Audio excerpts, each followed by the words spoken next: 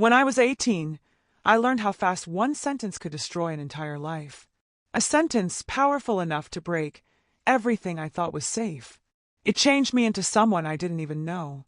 My name is Autumn.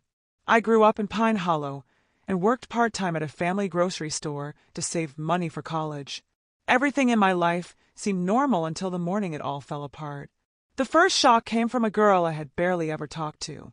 That day, I was arrested because of one word from someone I hardly knew. That morning, people pointed at the safe in the office and whispered that I had stolen $5,000. I tried to stay calm while the store owner looked at me with hate and repeated the blame as if it was already proven. I turned to my parents hoping they would help me, but my dad stepped back and said something that hurt more than the handcuffs. "Get out! You are not my daughter anymore." My mom stood frozen, unable to stop them as the officers came closer. Cold metal tightened around my wrists when one of them said the words that made my knees weak. "You are under arrest for stealing." I tried to speak, but nothing came out. I remember neighbors watching from their porches. I remember the feeling of everything I had worked for being destroyed by one lie. 6 months later, a man showed up and told everyone the real truth. That was also when they started coming back and begging me to forgive them. If you don't mind, tell me the city you live in and the time you are watching this. I want to see how far the story has traveled. Before everything turned into blame and chaos, my daily routine at the Davenport store followed a steady pattern that helped me feel stable most days. I usually came early enough to count the money in the register, check the inventory notes from the shift before mine, and make sure the bookkeeping papers were ready for the manager. Those jobs might sound easy, but they followed a steady pace that kept me focused on saving for community college. The store had its slow mornings and busy afternoons, but I knew its patterns well enough to handle any rush with patience. I often reminded myself that each hour spent behind the counter brought me a little closer to leaving Pine Hollow for something better. During those months, I worked closely with my coworker Kendra, who ran the bakery display and helped me restock shelves whenever the evening shipments came. Kendra liked to talk about movies while we organized the aisles, which made the boring parts of long shifts easier. Although we were not best friends, we respected each other's space and shared a quiet understanding that made each day less heavy. Her steady presence gave me a rare sense of comfort that I didn't realize was valuable until everything turned against me. The mood changed when the owner's daughter, Harper Davenport, started spending more time at the store. Harper had come home after leaving her last job, and she acted like she needed to prove something. She watched how I helped customers and corrected the smallest details, even when her corrections didn't matter. Her comments rarely sounded mean, but each remark felt designed to remind me she was the boss. She often stood near the counter while I worked, pretending to organize receipts, as she watched my movements with quiet suspicion. Those moments created tension that hung in the air even when no one spoke. Despite that tension, the store had a strict process for handling cash. Every day, the manager wrote down deposits, sealed envelopes with register totals, and placed larger amounts inside a locked drawer in the office. The rule required us to lock up any amount above $5,000 before closing. I had done that step many times without any problems.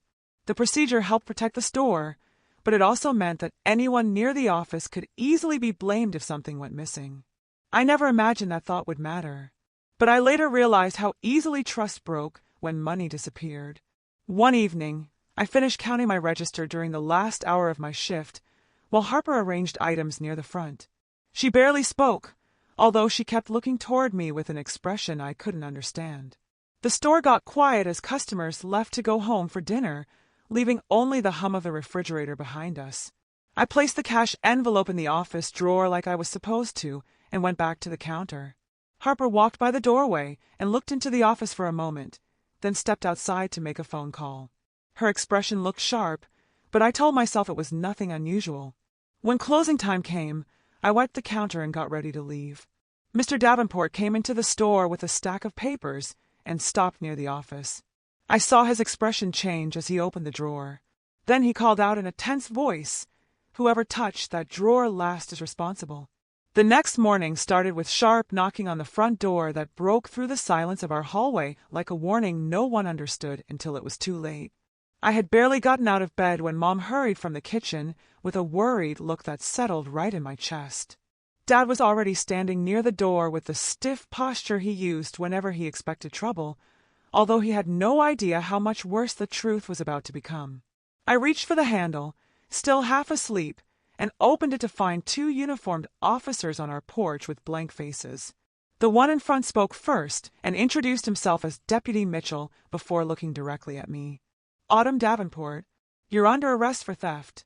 His voice had no hesitation, as if the blame had already been decided long before he arrived. I stepped back in shock while Mom reached for my arm, but Dad's reaction came faster than mine.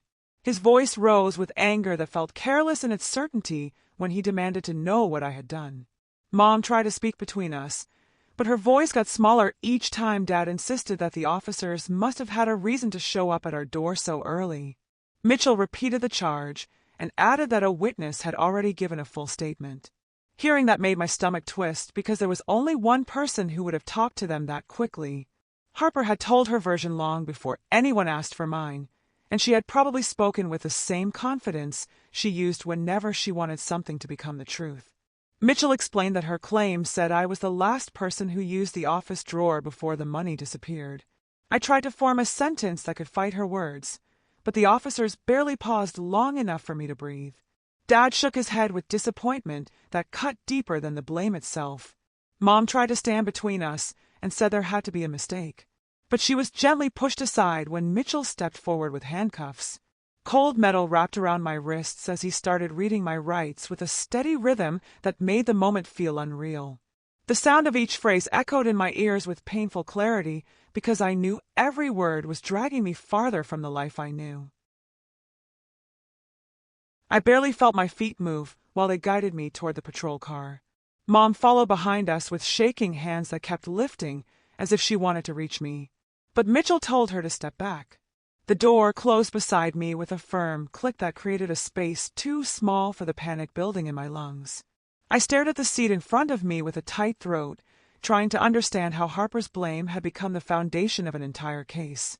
Mitchell spoke to the driver about taking me away, but his words blended together in a distant blur. The ride to the station felt longer than any road I had ever traveled, even though I refused to look out the window because I couldn't stand the idea of seeing neighbors stare. My thoughts circled the same question over and over because everything depended on why Harper had chosen to blame me. The fear from that uncertainty followed me all the way into the questioning room where bright lights washed the walls in a harsh glow. When the door shut, another officer came in with a folder under his arm and sat across from me like someone preparing to deliver a decision. He placed the papers on the table, leaned forward with calm control, and spoke the line that took away every remaining bit of hope. "The evidence points to you. Unless you want to explain." His stare waited for an answer I couldn't form because every explanation I had relied on a truth no one seemed willing to hear. The first weeks in jail blurred together until time felt like something distant rather than something I could count. Routine replaced every familiar part of my old life, and silence settled into the corners of each day in a way that made everything feel heavier. I tried to keep my thoughts organized, but the lack of control over anything around me pushed me into long hours of quiet thinking. I stopped waiting for someone to prove the truth for me because waiting brought more frustration than comfort. My cellmate Marissa introduced herself the second night, and her steady presence softened the sense of being alone that had grown since my arrest. She had an open way of speaking that made it easy for me to share small pieces of my situation without feeling judged. She listened without offering false hope or dramatic advice. Her calm made the nights less terrible, and our conversations became something I held on to when the days stretched without change. I trusted her faster than I expected, which surprised me because trust had become difficult after everything that happened in Pine Hollow. One evening, Marissa mentioned a man who often showed up behind the Davenport store. She said he carried an old backpack and talked to people only when he needed food or directions. She told me she had seen him many times before her arrest. The detail caught my attention because I had never noticed him during my shifts. The way she described him felt strangely connected to the loose ends in my mind. I began to wonder whether someone outside the store had seen something important on the day the money disappeared. The thought gave me a strange kind of energy that pushed me through the following days. Rumors about my case traveled through Pine Hollow faster than I expected. People repeated the blame without hesitation because the store owner's daughter, Harper, had told a confident version of events. She benefited from the attention and the sympathy, and the more the story grew, the easier it became for her to play the role of someone hurt by my supposed actions. Knowing this frustrated me, especially because I had spent months trying to be invisible at work. The idea of Harper shaping everyone's opinion made my isolation sharper. But it also made me pay closer attention to every detail that could reveal what she had done. Mom came to see me near the end of the month, and her visit settled my emotions more than I wanted to admit. She carried a quiet sadness, as if she had run out of ways to help, but still refused to disappear. Her voice shook when she tried to talk about home because she understood how much I missed it. She told me she believed there had to be an explanation, even if she couldn't prove anything. Her support filled a space that had been empty for too long, and I walked back to my cell with a renewed steadiness that lasted through the night. After speaking with Marissa again, I began to build a picture of how everything might have happened on the day of the theft. The idea that a stranger may have crossed paths with the store at the exact wrong moment made the situation feel less confusing. It also made me question Harper's confidence. Her willingness to blame me had always felt too quick. Now it seemed planned. I thought about her expression during my last shift and the relief she showed the day of my arrest. Those memories formed a pattern I could no longer ignore. By the end of the 4th week, I found myself replaying every interaction with Harper, trying to understand her reason. Each detail sharpened my suspicion until it became clear that she had shaped the story from the beginning. The more I looked at it, the more certain I became that Harper had planned every step. By the 3rd month, Mom brought news I never expected, and the quiet weight of those weeks shifted the moment she sat across from me with her hands held tight. She searched my face as if she wanted to prepare me for something upsetting. But the softness in her eyes suggested that this time the uncertainty might work in my favor rather than against me. I held my breath as she leaned forward, unsure whether I was ready for another development that could change everything I thought I understood about my case. When she finally spoke, her voice carried both worry and a flicker of hope. She told me a homeless man had asked to speak with me, and the strangeness of that detail unsettled me until she added that he said it was important. She introduced him as a homeless man named Walter Briggs. She said he came up to her outside the jail and seemed nervous about drawing attention to himself, but determined to share something he believed could matter. I had no idea why someone I had never met would want to get involved in the disaster my life had become. His name echoed in my head as I tried to understand how he could possibly be connected to the theft that had taken over every corner of Pine Hollow. Mom explained that she met Walter again 2 days later because he refused to speak through the glass during visits. Instead, he handed her a note asking her to set up a proper meeting with me. When she described his posture and the way he kept looking over his shoulder, I felt a surprising shift in my chest, as though a small part of me recognized the beginning of something that could break open the truth. I whispered his name to myself, trying to make the situation feel real. Walter was a stranger, but at that moment he carried more potential to help me than anyone who had claimed to know me for years. Mom told me that once she gently pressed him for details, he said the sentence that left her breathless. He said, "I found a paper bag with cash behind Davenport's alley that night." The words felt heavy, even when repeated secondhand. I leaned back, trying to steady myself, because this was the first time anyone had described something that matched what I had suspected. According to Mom, Walter admitted that he kept the money because he feared the police would blame him once he came forward. He told her he never meant harm and had planned to return it without anyone knowing. But the investigation grew louder every week until he became afraid of being seen as the criminal. Mom said she realized she couldn't handle this alone, so she turned to my lawyer, Aaron Whitford. She introduced Aaron to Walter and explained that he carried information that might challenge the official story. Aaron listened without speaking for several minutes, and then began to outline a plan that made the situation feel less impossible. She believed Walter's story could be checked through back alley data, nearby cameras, or even gas station footage that might show someone throwing away the bag. Her confidence studied me in a way I had not felt since my arrest. Erin visited me the next day and explained her next steps carefully.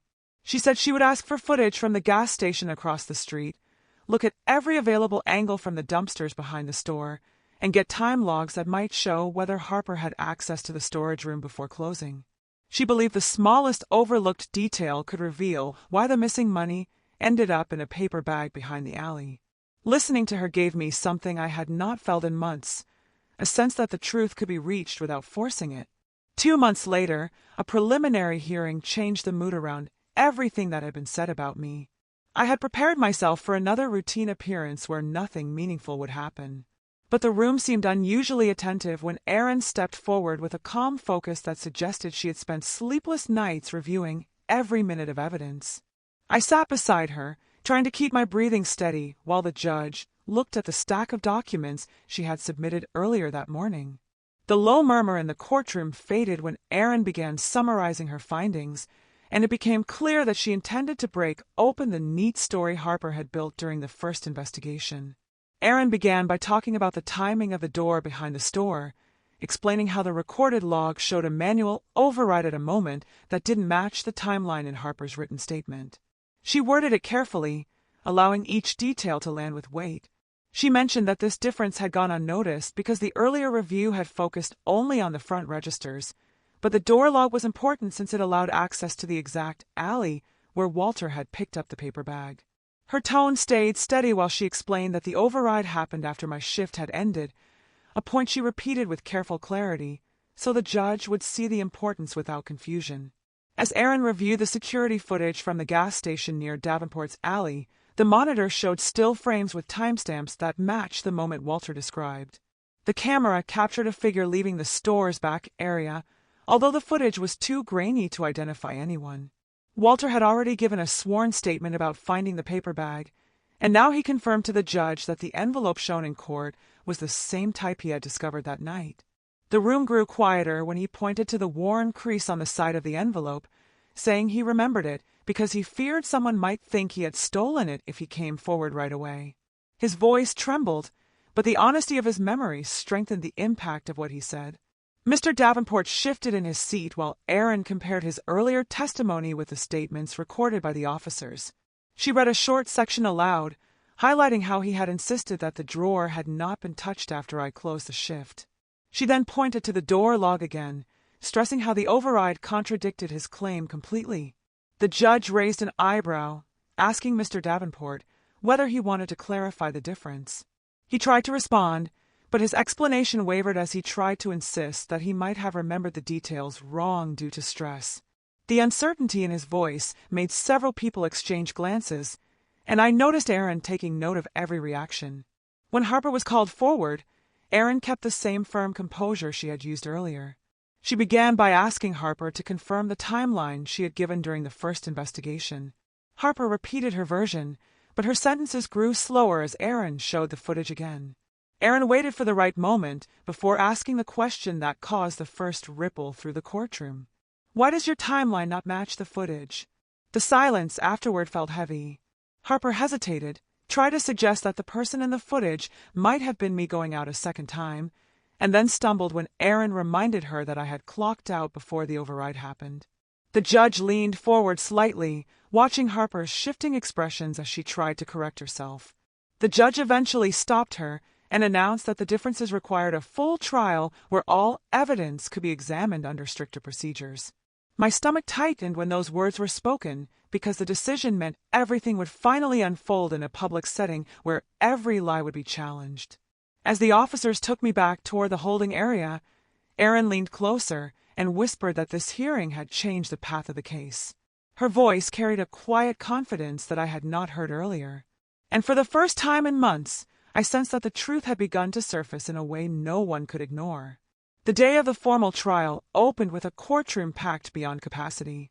I felt the weight of every stare as I walked to the defense table beside Erin, who organized her notes with a focus that steadied my pulse. The judge called the room to order, and the first witness called was Harper, whose posture revealed a tension she failed to hide. Her voice carried a brittle edge when she repeated her original claim. But each detail clashed with pieces of testimony given in earlier interviews. Erin rose with a calm that cut through the charged silence, and her questions pushed Harper into a corner where hesitation began to replace certainty. The judge watched closely as Harper tried to rebuild her story, but the pressure stirred differences that weakened each sentence she tried to deliver. When the prosecutor finished, the judge told me to step forward, and my legs carried me to the stand with a quiet determination that replaced the fear I had once felt. I spoke about my shift at the store without repeating events already known to the court, focusing on the moments that showed my actions rather than the chaos that followed. I answered each question with a steady voice that showed none of the turmoil beneath my ribs, and the courtroom listened with an attentiveness that surprised me. When my testimony ended, the judge called for the next witness. Walter walked toward the stand with a cautious walk, though his eyes held the same honesty I had seen in the visitation room. He described the narrow passage behind Davenport's alley where he found the paper bag, pointing out the exact spot near the stacked crates beside the service bins. His explanation showed a path the prosecution had ignored, and his honesty created a shift in the jurors' expressions that felt like a breeze moving through a sealed room. Erin returned to the center of the courtroom with an authority that quieted even the shuffling of papers. She held up photographs of the cash-filled envelope identical to the one mentioned in earlier testimony, then spoke to Harper directly. Her voice stayed firm as she asked the question the entire room sensed was coming. "So, did you light a frame, Autumn?" The words echoed with a clarity that seemed to widen the space around us. Harper's composure broke as drops of panic appeared in her eyes. She tried to give an explanation that strayed from the original timeline, but the attempt fell apart in front of the jurors who leaned forward with growing certainty. Tears rose as she tried to defend her story, but each attempt revealed another crack in her story. Eventually, her resolve collapsed under the pressure of Erin's questions. Her voice trembled while she admitted she had made up the blame because she resented that I had been trusted with bookkeeping responsibilities she wanted for herself. The courtroom released a collective breath as the judge absorbed her words with grave attention. After a short break, the judge returned to the bench and delivered a decision that lifted the weight that had pressed upon my life for months. The declaration of my innocence rang through the courtroom with a finality that dissolved the fear I had carried for far too long. After gaining my freedom, I tried to rebuild my life with a sense of determination that felt new to me. The verdict had cleared my name, but the shadow left by the blame lingered in my thoughts, creating moments where I questioned whether returning to a normal rhythm was even possible. Erin encouraged me to pursue a civil case, explaining that accountability mattered even when forgiveness was no longer my destination. I agreed because justice carried a weight that I had learned to respect through painful experience. The process unfolded with a calm certainty as the evidence was now complete, and Harper faced consequences that changed the image she had tried to keep. The court ordered community service hours that would stay on her record, marking a truth she could no longer rewrite. I watched her avoid my eyes during each hearing, sensing that guilt had finally stripped away the confidence she once held when she blamed me. Mr. Davenport faced a different outcome because the civil ruling forced him to accept responsibility for carelessness, and the result damaged his reputation throughout Pine Hollow. The store lost customers at a rapid pace since people no longer trusted the environment he had overseen, and it eventually closed after decades of business. I expected to feel satisfaction, but what I felt was emptiness because the place where I had once worked with simple hopes now carried memories that I no longer wished to revisit. Dad reached out several weeks after the final ruling and asked to meet so he could apologize in person. I listened to his message more than once, feeling the hurt surface in ways I had tried to hold back, but I couldn't bring myself to see him. His words had been final on the day he pushed me away, and even though regret had changed his tone, the damage stayed deep. I chose not to reply because silence felt like the only boundary I could manage without reopening a wound that had only begun to close. I left Pine Hollow soon afterward, carrying a small suitcase and a sense of hope that came from distance rather than reconciliation. I moved to a town where no one recognized my face or my past, allowing myself to breathe without the weight of unwanted stories circling around me. Starting over was difficult, but every step reminded me that healing doesn't rely on the approval of those who once doubted me. I built a quiet routine, found a modest job, and allowed myself to imagine a future shaped by my own choices rather than the lies that once defined me. There was no reunion or warm resolution, only a decision to move forward without looking back.